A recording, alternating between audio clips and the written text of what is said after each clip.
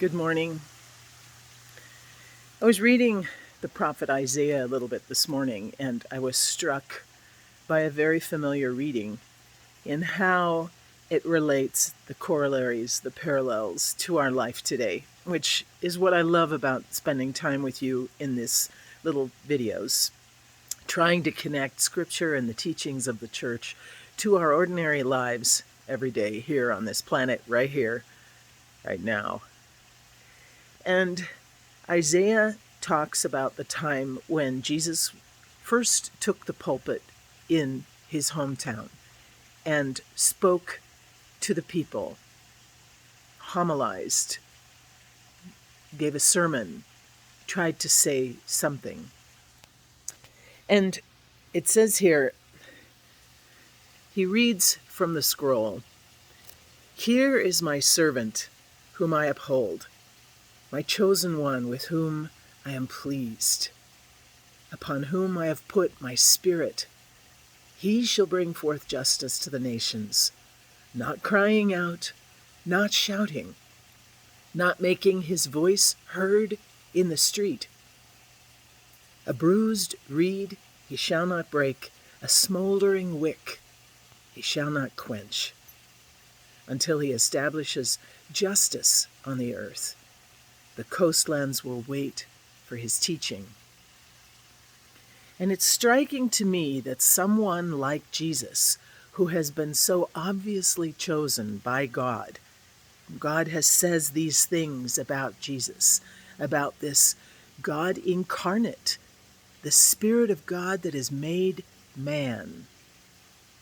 And still, with all of this great stuff that's being prophesied, that's going to happen, Jesus still has trouble getting the message across. There is still resistance when Jesus speaks in the temple. There is resistance when he preaches in the streets, when he cures the sick and gives the blind their sight back and heals the lame. There is resistance.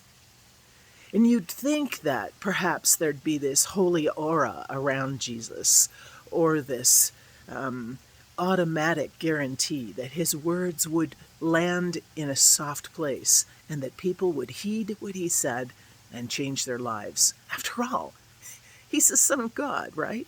This is Jesus we're talking about. And all we have to do is read Scripture to know that it wasn't so. There weren't big bands and parades. There weren't parties. There weren't officials of the town welcoming him and giving him the key of the city. This God-made man, this Jesus, who was sent by God to bring sight to the blind, still struggled, because the world in which we live is not ready to give up the things that make life easier for us. We fight, we push back, we resist. And the reason I wanted to share this today, what I'm mulling around in my own life, is why do we think it would be any easier for ourselves? Why do we think when we talk about faith, which many of us hesitate to do now in the environment in which we live, right? Faith and politics. You don't talk about those two things.